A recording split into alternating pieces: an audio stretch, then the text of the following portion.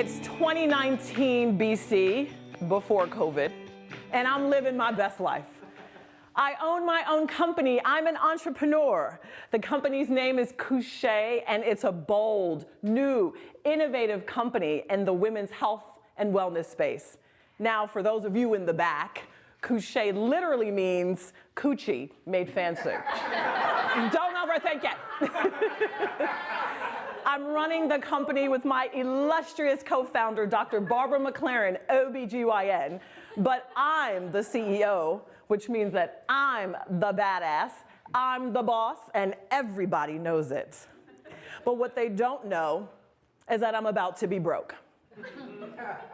With over 1 year of hustling and grinding and trying to get Kushae lifted off the ground, like every entrepreneur, I'm burning through cash, burning through my savings, and maxing out credit cards. And so I end up taking a little side gig at XYZ Pharmaceuticals because I can do that in my sleep.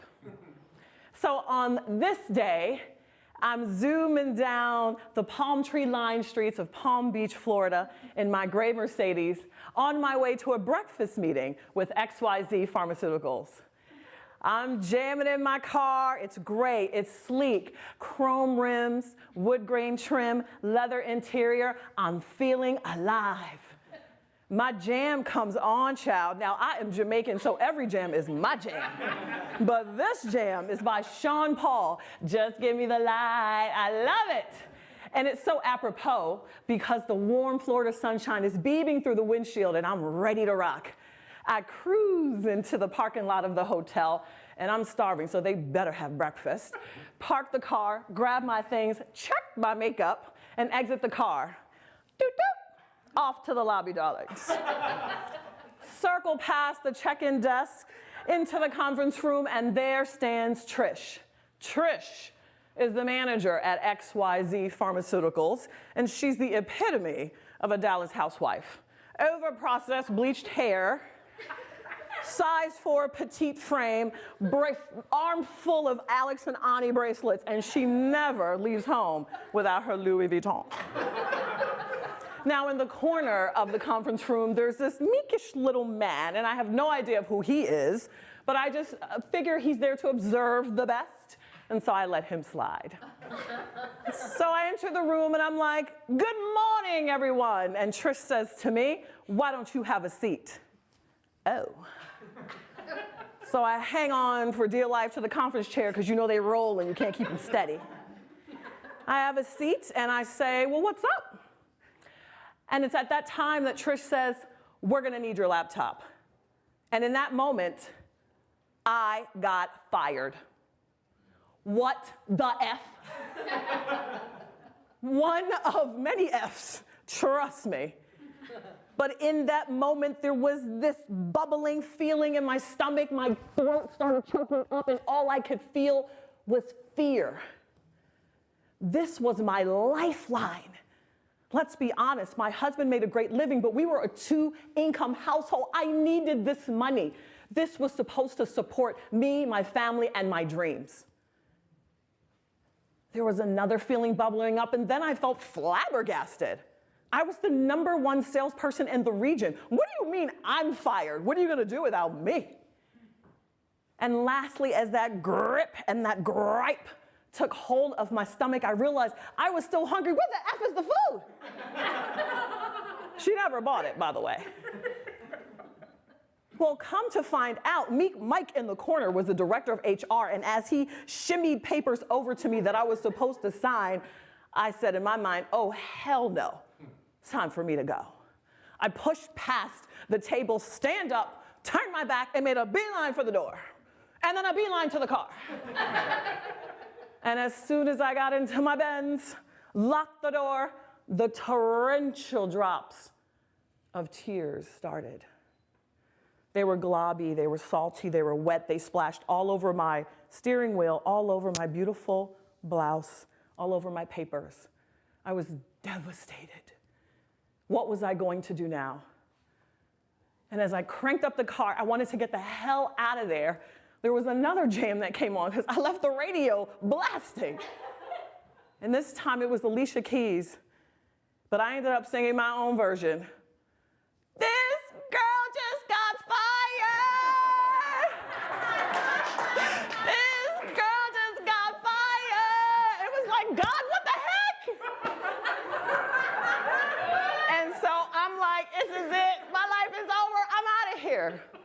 I make a beeline out of the parking lot. I enter the streets.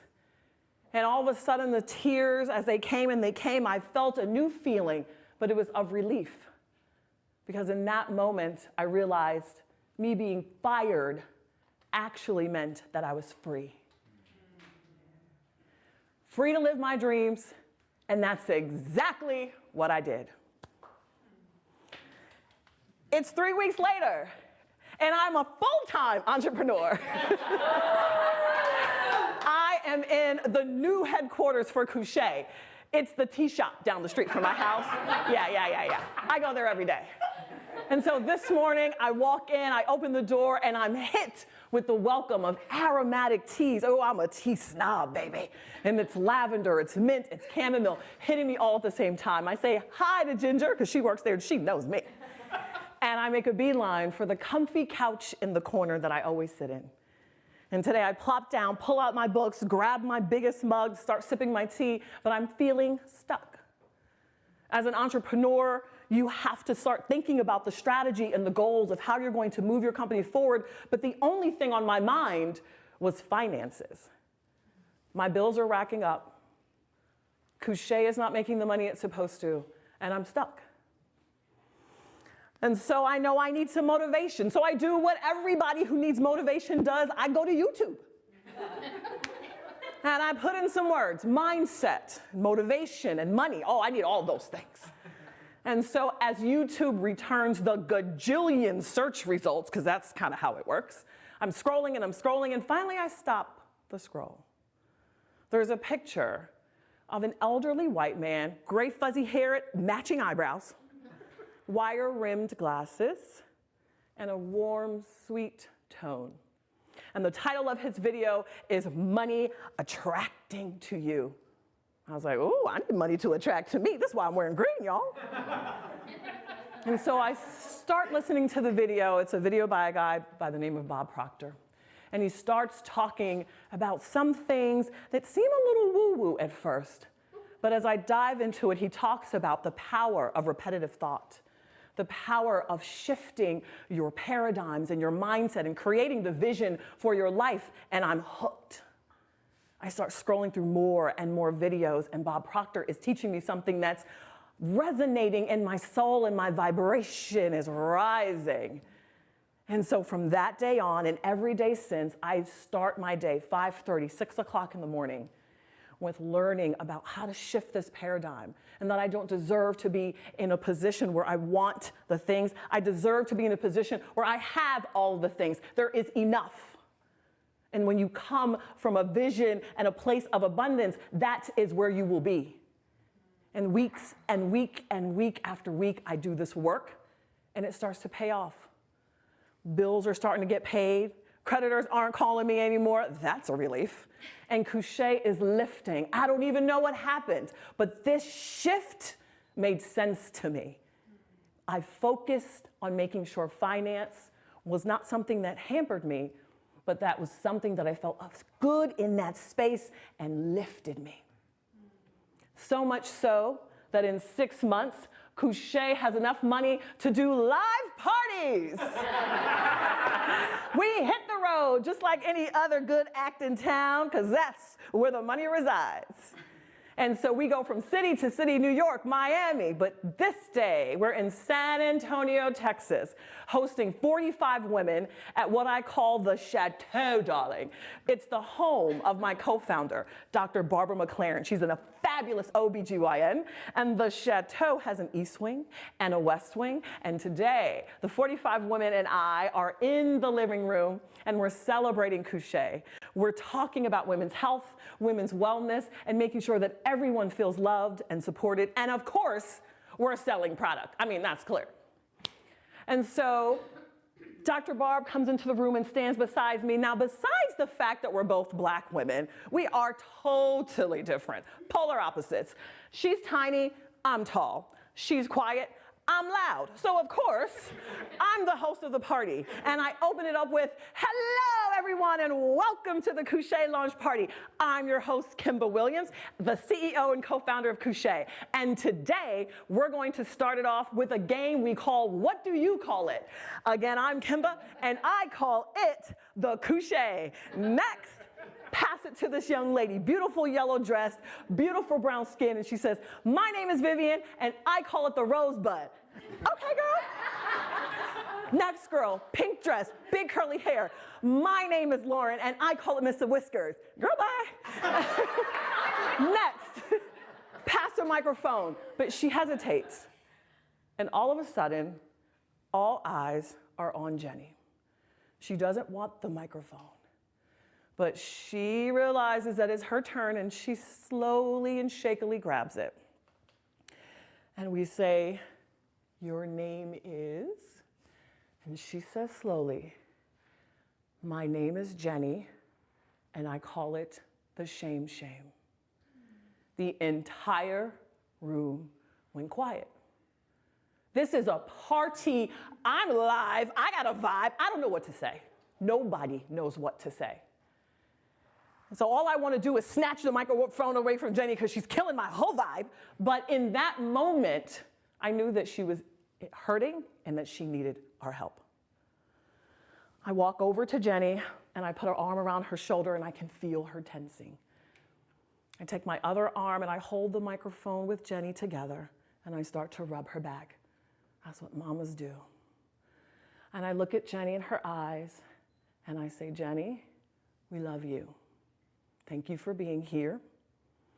Today and every day from now, you and I will call it the Kushae.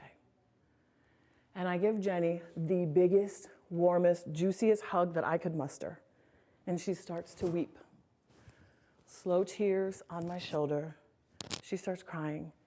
But then she also starts to say, in between sobs, it's the Kushae. It's the Kushae. And I start to repeat it with her. Yes, Jenny.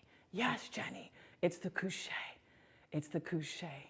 And as if on cue, all the other women, it's the Kushae. It's the Kushae. It's the Kushae. And all of a sudden, I got 45 women all on my back. It's a whole group hug, but we all needed to be there for Jenny and each other in that moment. This was the second enormous shift that I noticed in the business. Because what I realized is that women, before they can have conversations about their own health and wellness, they need to be in a place of community. They need to be in a place of fellowship. That it's important for women to feel safe and to feel supported and to feel loved. And so being and staying in fellowship is something that I, as the leader of the company, realized that we needed to continue to do. Whether it was live parties or IG live parties, we needed to stay in fellowship with women so that they can know us, like us, and trust us. The other thing I noticed is that we needed to focus on the facts. The fact is that Jenny and millions of other women across this globe have trauma and shame associated with their vaginas, and we need to reconcile that. Otherwise, the work never gets done. The fact is that according to Harvard Medical Research of 2017, 95% of products that are created specifically for women's health and wellness are laced with toxins that are scientifically linked to breast cancer, ovarian cancer, and death. Today's commercial products are not safe for women. And the fact is that women need safe, gentle, and effective products, and Kushae is doing the work today. That is a mantle that I am happy and proud and humbled to carry for women here, there, and everywhere.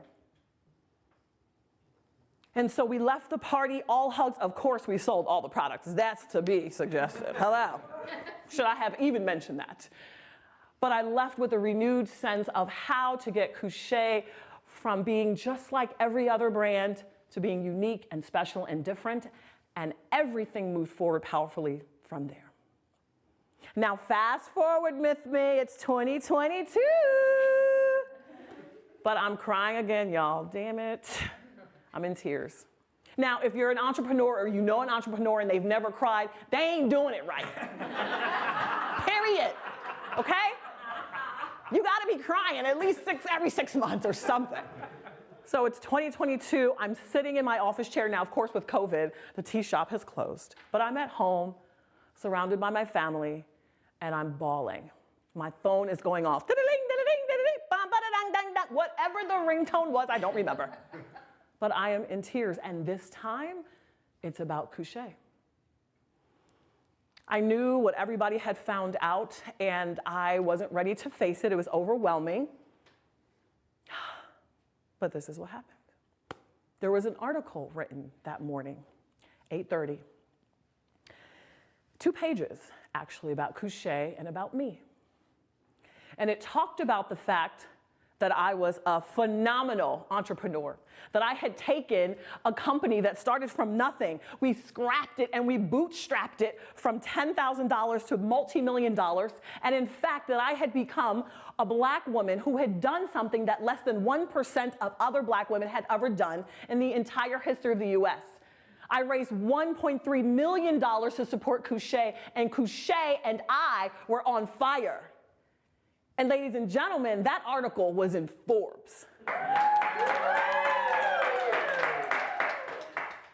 My name is Kimba Williams. I am the CEO and co-founder of Kushae. And in 3 years, I went from being fired to being featured in Forbes.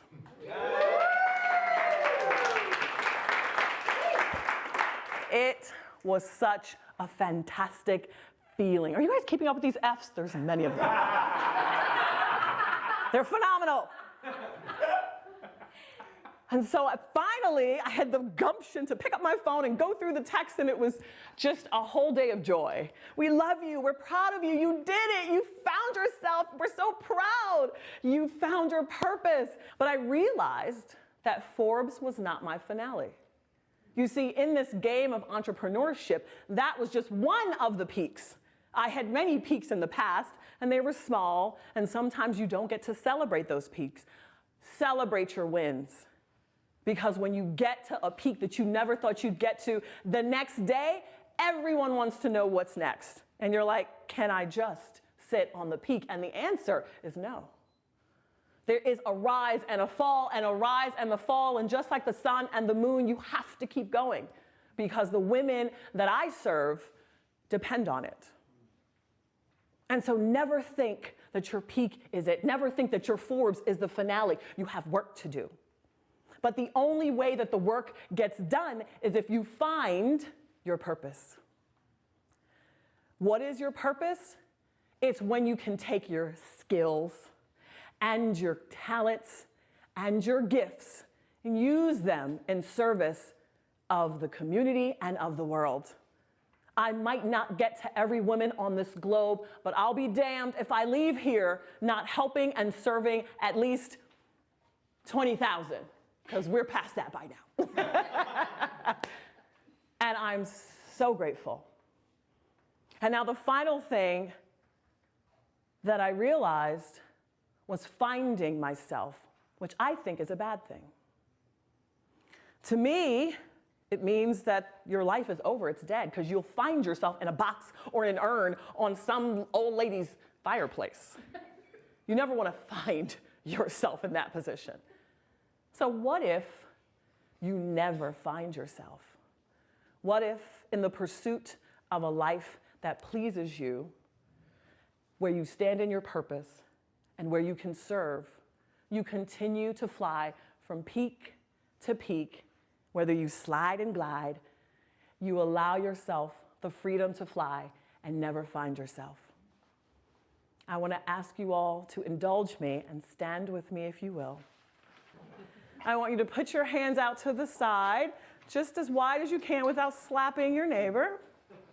I want you to close your eyes, and I encourage you to dig down and think about what your purpose might be or could be, and imagine that you, like I, have the freedom to fly. You may open your eyes. Thank you, everyone.